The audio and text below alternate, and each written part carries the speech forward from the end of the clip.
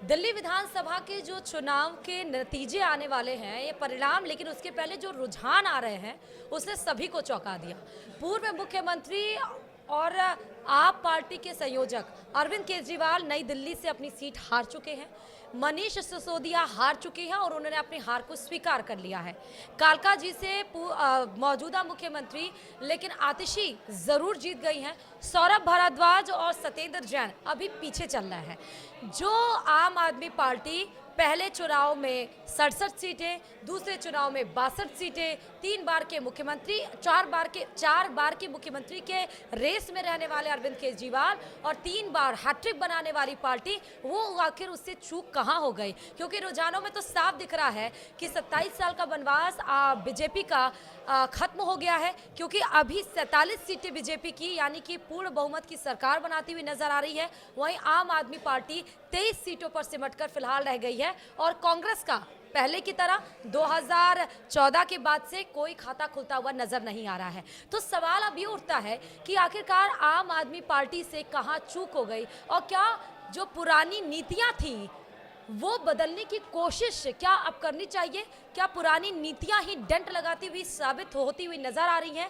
आज इस पॉडकास्ट में बात करेंगे। नमस्कार, आप देख रहे हैं न्यूज़ 18 राजस्थान। मैं हूं आपके साथ श्रुति श्रीवास्तव। आज हमारे साथ पॉडकास्ट में इस मुद्दे पर बात करने के लिए राकेश गोयल जी, जो कि एज अ सीनियर जर्नलिस्ट है, जो विस्तार से विश्लेषण करेंगे कि आखिरकार चूक कहां से हुई, क्या जो चुनौतियां थी वही एक बड़ा जो कहते हैं चैलेंज बनकर उभरी आम आदमी पार्टी के ऊपर। अगर ये आम आदमी पार्टी हार जाती है तो डू और डाई की सिचुएशन पहले से थी, तो क्या आम आदमी पार्टी के लिए और अरविंद केजरीवाल का क्या होगा फिर?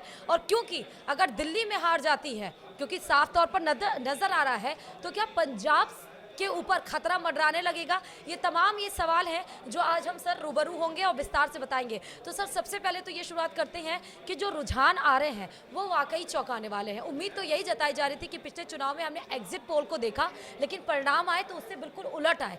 तो यही हम लोग यही बिलीव कर रहे थे कि एग्जिट पोल में तो चलिए ठीक है, बीजेपी को बड़ा दिखा रहे हैं, लेकिन रुझानों, लेकिन एग्जिट पोल पर हम उतना बिलीव नहीं कर रहे थे। परिणाम कुछ अलग हो रहे थे और यही उम्मीद थी कि हो सकता है सीटें घटे लेकिन आम आदमी पार्टी सरकार बना लेगी। लेकिन रुझान जैसे आ रहे हैं उससे तो साफ क्लियर पता चल रहा है, और क्योंकि दो बड़े चेहरे अरविंद केजरीवाल और मनीष सिसोदिया हार गए हैं, तो कहां चूक हो गई आम आदमी पार्टी से या अरविंद केजरीवाल से? राकेश जी।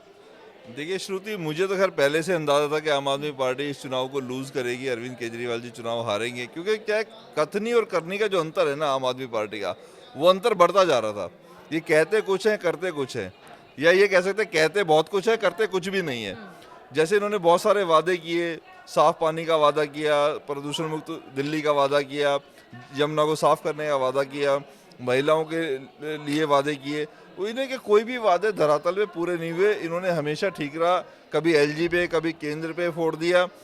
इन्होंने कहा हम कूड़े के पहाड़ हटाएंगे, हमें एमसीडी भी हमें दे दो, एमसीडी में भी आए, आज साल भर पूरा हो गया, वो कूड़े के पहाड़ जस के तस है, बल्कि और बढ़ गए। तो जब लोगों ने देखा कि ये झूठ की सिर्फ किताब है और हिट एंड रन करते हैं, आरोप लगाते हैं, भाग जाते हैं, झूठ बोलते हैं, भाग जाते हैं, पन्ने घुमाते हैं, फाइलें निकालते हैं, कोई सबूत नहीं देते, तो लोग झूठ से तंग आके परेशान हो गए। भाजपा का विकल्प चुनाव, जिस तरीके से मोदी जी ने कहा मेरी गारंटी है, तो लोगों ने मोदी जी की गारंटी पे ज़्यादा यकीन किया बनिस्बत इनकी किसी बकवासबाजी या बयानबाजी पे। और आप ये कहना चाहते हैं कि मतलब जो कहा वो धरातल पर किया नहीं, एक ये बड़ा फैक्टर मान रहे हैं आप? दूसरा फैक्टर क्या आप मान रहे हैं? देखिए, इनकी नीतियां, जो गलत नीति इन्होंने करी, जैसे शराब नीति सबसे बड़ा मुझे एक मुद्दा लगता है। शराब नीति के लिए इन्होंने जो अपनी महत्वाकांक्षा को पूरा करने के लिए इन्होंने गोवा जीतना है, गुजरात जीतना है, पंजाब जीतना है, हरियाणा जीतना है, अलग अलग स्टेट के अंदर पहुंच गए, दिल्ली संभाला नहीं, उसको जीतने के लिए पैसा चाहिए। पैसा सीधे रास्ते से ना लेके गलत सोर्सों से, रिश्वतखोरी से, कुछ खालिस्तानी संगठनों से, पन्नू जैसे आतंकवादी संगठनों से पैसा लिया। देश की जनता के सामने जब ये सारे तथ्य सामने आए, किस तरीके शराब की इन्होंने गली गली के अंदर दुकानें खोली, एक कहते एक फ्री शराब बांटी, तो लोगों को ये बिल्कुल पसंद नहीं आया। दूसरी बात, जैसे इन्होंने वादा किया, हम कोई नया सीवरेज ट्रीटमेंट प्लांट नहीं लगाया, जमुना की हालत बद से बदतर कर दी, लोग उसके अंदर अपनी जो हमारे पूर्वांचल भाई बहन थे छठ पूजा नहीं कर पाए। गंदे पानी के अंदर उनको खड़े होकर वो सूर्य आराधना करनी पड़ी। तो ये सब जो चीज़ें हैं, तो दूसरा महिला के ऊपर अत्याचार हमने देखा सीएम हाउस के अंदर, जो इनकी खुद की एमपी थी स्वाति मालीवाल, उनकी किस तरीके से पिटाई करी गई, उनके कपड़े फाड़े गए, उनका दुर्व्यवहार किया गया, और फिर उसके ना पक्ष में खड़े होकर अपने ओएसडी, शायद उनका जो राजदार था उसके पक्ष में खड़े हो गए, उसको Z+ सिक्योरिटी दी, पंजाब के पैसे का पूरा दुरुपयोग किया, अपने चेहरे को चमकाने के लिए पूरा उस पैसे को खराब किया, जनता के पैसे को, उस पैसे को समाज कल्याण में ना लगा के अपने कल्याण में लगा लिया, अपना शीश महल तैयार करा लिया। और जब देश की जनता ऑक्सीजन से हॉस्पिटल में दवाइयों के लिए कोरोना काल में तड़प रही थी, ये अपना महल बनाने के लिए 80-80 लाख के पर्दे लगाने व्यस्त थे, तो देश की जनता को बिल्कुल पसंद नहीं आया कि ये आदमी जो कल को झूठ बच्चों की कसमें खा रहा था कि मैं कोई बंगला नहीं लूँगा, 3 कमरों के मकान में रह लूँगा, कोई मुझे गाड़ी नहीं चाहिए, 5 रुपये का पेन जेब में ला के, एक झोला छाप, एक पैंट और शर्ट पहन के, वो भी बाहर निकाल के, चप्पल के अंदर 26 जनवरी की परेड के अंदर पहुँच जाता है सलामी लेने के लिए। तो लोगों ने इस सब धूर्तता को, इस कलाकारी को देखा और इसको पहचान गए, और पहचान के लोगों ने बिल्कुल सिरे से इसको नकार दिया। और इनकी जो ये आज हालत है, ये इनकी अति महत्वाकांक्षा की वजह से है, क्योंकि झूठ के पाँव नहीं होते, झूठ कहीं ना कहीं बिना पाँव के गिर जाता है, वही इनके साथ हुआ।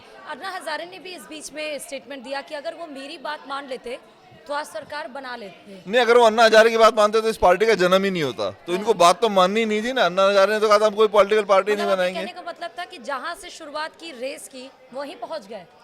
अभी पहुंचे नहीं है, पर मुझे लगता है जल्दी पहुंच जाएंगे। और अगर यहाँ से हार जाते, डू एंड डाई की सिचुएशन थी इस बार, तो फिर क्या होगा आम आदमी पार्टी का दिल्ली में? नहीं, आम आदमी पार्टी तो हार ही चुकी है। आम आदमी देखो, खत्म तो क्या है, हिंदुस्तान है, खत्म बहुत जल्दी कुछ नहीं होता। पर हाँ, इनको लोगों ने जो इनकी विचारधारा को नकार दिया। आज बेसिकली जो कांग्रेस और आम आदमी पार्टी एक जैसी है, क्योंकि कांग्रेस के जितने विधायक लगभग थे वही आम आदमी पार्टी से आज इलेक्शन लड़ रहे हैं, उनके सेम कोर वोटर यहाँ पे लड़ रहा है। अगर कांग्रेस थोड़ी सी मजबूती से अगर लड़ेगी तो ये पार्टी के अंदर जितने भी लोग हैं वापस कुछ ना कुछ कांग्रेस के अंदर ही स्विच कर जाएंगे, तो पार्टी कमोबेश वही रहेगी। और हाँ, ये कि पंजाब के अंदर इनको डेंट मिलेगा इस चीज़ का। मतलब है कि वोट पोलराइजेशन हुआ है कांग्रेस का, मतलब वोट पोलराइजेशन हुआ क्योंकि कांग्रेस की एंट्री, भले कांग्रेस के खाते में 0 सीट आई हो, लेकिन परसेंटेज बढ़ा है उसका। और AIMIM असुद्दीन ओवैसी की एंट्री, तो मुस्लिमों का ध्रुवीकरण होना, तो ये क्या 2 पार्टियों की एंट्री से और ज़बरदस्त चुनाव लड़ने की वजह से, और शायद यही रीज़न था कि इस बार गठबंधन भी नहीं किया उन्होंने। देखिए, कई कारण थे इस चुनाव के अंदर। जहाँ तक बात है मुस्लिम वोटों का ध्रुवीकरण जो करा, जो ओवैसी साहब दिल्ली आए, जिस तरीके से उन्होंने आम आदमी पार्टी के ऊपर लालचा लगा के उनको ललकारा, उसका एक बड़ा फैक्टर रहा कि मुसलमान वोट जो आम आदमी पार्टी का वोटर बना कांग्रेस के बाद, वो कहीं ना कहीं छिटका। कुछ कांग्रेस ने भी शिद्दत से चुनाव लड़ा, कुछ सीटों पे उन्होंने अच्छे कैंडिडेट उतारे, उसका एक एडवांटेज ये मिला कि उसका वोट प्रतिशत कांग्रेस का बढ़ा। हाँ, वो जीत नहीं पाए, पर उन्होंने ये डेंट आम आदमी पार्टी को दिया। और तीसरा सबसे बड़ी बात है, जो भाजपा ने अपनी नीतियाँ जो लेके आए, जिस तरीके से कल्याणकारी योजना उन्होंने झुग्गी बस्तियों के लिए शुरू करी, दलितों के लिए शुरू करी, बुजुर्गों के लिए शुरू करी, कर्मचारी ऑटो रिक्शा से लेके हर एक वर्ग का उन्होंने ध्यान रखा, और 36 बिरादरियों का भाजपा को समर्थन मिला। तो वो पहले से ही दिख रहा था कि भाजपा लगभग 45 सीट प्लस जाएगी, और वही होता हुआ कमोबेश नजर आ रहा है। और क्या मुस्लिम जो कोर वोटर माना जाता है, जो 13% है लगभग दिल्ली में, क्या वो निकला ही नहीं वोट करने के लिए? नहीं, वोट मुस्लिम आप देखेंगे तो सबसे ज़्यादा वोटिंग ही मुस्लिम बहुल एरियो में के अंदर हुई है। सबसे ज़्यादा 69% मुस्तफाबाद के अंदर, ओखला के अंदर 68%, जबकि पूरी दिल्ली के अंदर 60.4%। तो मुस्लिम वोटर घर से बाहर निकला। पर मुस्लिम वोटर को ये पता था कि ये जितने भी आम आदमी पार्टी वाले हैं, कांग्रेस वाले हैं, ये हमें ठग रहे हैं। पिछले 70 सालों में हमारा कोई विकास नहीं हुआ। आज भी एक मुसलमान की पहचान पंचर वाले से लोग ज़्यादातर देखते हैं, उस निगाह से। और कहीं ना कहीं उस चीज़ को, जो पढ़ा लिखा वर्ग था मुस्लिमों के अंदर, जो थोड़े जागरूक लोग थे, जो कट्टरपंथी विचारधारा से अलग लोग थे, वो भाजपा के पक्ष में आए हैं। भाजपा को भारी संख्या में मुसलमानों ने वोट दिया है। तो स्टेटमेंट था योगी आदित्यनाथ का, हालांकि महाराष्ट्र में उन्होंने दिया, और बांग्लादेश में हिंदुओं के ऊपर जो अत्याचारों का बटेंगे तो कटेंगे, तो क्या इसका इफेक्ट भी नहीं हुआ? और क्या इस बात को कांग्रेस और आम आदमी पार्टी समझ नहीं पाई? नहीं, आम आदमी पार्टी तो कांग्रेस तो समझ ही नहीं पाई, क्योंकि कांग्रेस के पास कोई बहुत बड़ी नीति नहीं थी। सिर्फ उनको वो लड़े इसलिए कि हमें आम आदमी पार्टी को नुकसान पहुंचाना है, और वो उन्होंने पहुंचाया। उनका एजेंडा इतना ही था, वो 0 पे पहले भी थे, आज भी वो वहीं के वहीं खड़े हैं। हाँ, आम आदमी पार्टी जो अति महत्वाकांक्षा में थी और बहुत बड़े गुरूर में थी, बहुत बड़ा उनके अंदर एक अहम आ गया था कि हम अनबीटेबल है, हमें कोई हरा नहीं सकता, हमने ऐसी विक्ट्री ले रखी है, 68 पे हम थे या 62 पे हम आए। तो वो उनका जो घमंड था वो दिल्ली की जनता ने चूर चूर के, क्योंकि 5-5 साल इनके विधायकों ने अपने क्षेत्र की कोई सुध नहीं ली। वो नालियां, पानी सड़कों में बह रहा है, सड़कें टूटी पड़ी हैं। ड्रेनेज सिस्टम की हम बात हाँ, करें तो बिल्कुल ड्रेनेज सिस्टम पूरा जीरो था। हाँ। और हर चीज का ठीक रहा। पीने का पानी बाढ़ आ उन्होंने जाए तो कहा हरियाणा ने साफ, पानी छोड़ दिया, और सूखा पीने का पड़ जाए। पानी को उन्होंने बिल्कुल कहा साफ 24 घंटे मुहैया कराएंगे। हमने देखा कि गर्मी के सीजन में त्रहिमान पूरा वो दिल्ली की हर जनता करती रही। टैंकर एक लगवा के और एक कॉलोनी में आता था, भर भर के लोग लाइनों में खड़े रहे, तो वो मुहैया नहीं करा पाए। 2100 रुपए देने का वादा किया था, वो धरातल पर नहीं उतार पाए। तो तमाम ऐसी चीजें थी, मतलब वही उनकी जो नीतियां थी वही बड़ी चुनौती इनके सामने वही खड़ी हो चुनौती गई। बनी। और दूसरे राज्यों में जो ठीकरा वो फोड़ते थे, लोगों को समझ आ गया। बाढ़ आती है तो हरियाणा ने पानी छोड़ दिया, सूखा पड़ गया तो हरियाणा ने पानी नहीं दे रहा, पॉल्यूशन हो गया तो पंजाब ने पराली जला दी, पंजाब में खुद सरकार आ गई तो पंजाब ने पराली नहीं जलाई, अब यूपी ने, हरियाणा ने जला दी। एक अधिकारी को दिल्ली की जनता चुनकर लेकर आई थी, 5 साल देखा तो सोचा पढ़े लिखे हैं, आम जनता की तरह हैं, वाकई कोई लग्जरी आइटम का उपयोग नहीं कर रहे हैं। लेकिन 5 साल में जिस तरह से यू टर्न आम आदमी पार्टी ने लिया, वो उसका नतीजा आज दिख रहा है। वही नतीजा है। ये जो 5 रुपए वाला पेन जेब में ले घूमते तो उसकी शाही खत्म हो गई पिछले 10 साल के अंदर। कोई काम दिल्ली के अंदर नहीं हुआ। दिल्ली के और अंदर अब क्या करेगी आम आदमी पार्टी या अरविंद केजरीवाल? अब तो ये आत्ममंथन करेंगे और कुछ इनके पास करने के लिए कुछ बहुत ज्यादा मुझे लगता नहीं बचा है। और जिस तरीके से विक्ट्री भाजपा ने ली है, मुझे लगता है आने वाले 25 साल भाजपा दिल्ली से हिलने वाली नहीं है। मतलब वो जो पैटर्न रहता था दिल्ली की जनता का कि लोकसभा में केंद्र सरकार को जिताना है, मोदी सरकार को, और विधानसभा में अगर बात करें तो वो अरविंद केजरीवाल के ऊपर भरोसा जता रही थी। और यही सवाल हम बार बार पूछ रहे थे कि अगर दिल्ली की जनता पैटर्न बदलती है तो वाकई दिल्ली की जनता ने पैटर्न बदला और इस बार डबल इंजन की सरकार के ऊपर या मोदी गारंटी के ऊपर भरोसा जताया और अरविंद केजरीवाल की नीतियों को और उनके वादों को, उनके स्टाइल को, सबको नकार दिया है। फिलहाल एक बिग चैलेंज है आम आदमी पार्टी के सामने कि कब अब क्या करेगी आम आदमी पार्टी। और thank you so much sir हमारे साथ इस पॉडकास्ट में जुड़ने के लिए। बाकी अन्य खबरों के लिए देखते रहिए और शाम तक तो तस्वीरें बिल्कुल साफ हो जाएंगी।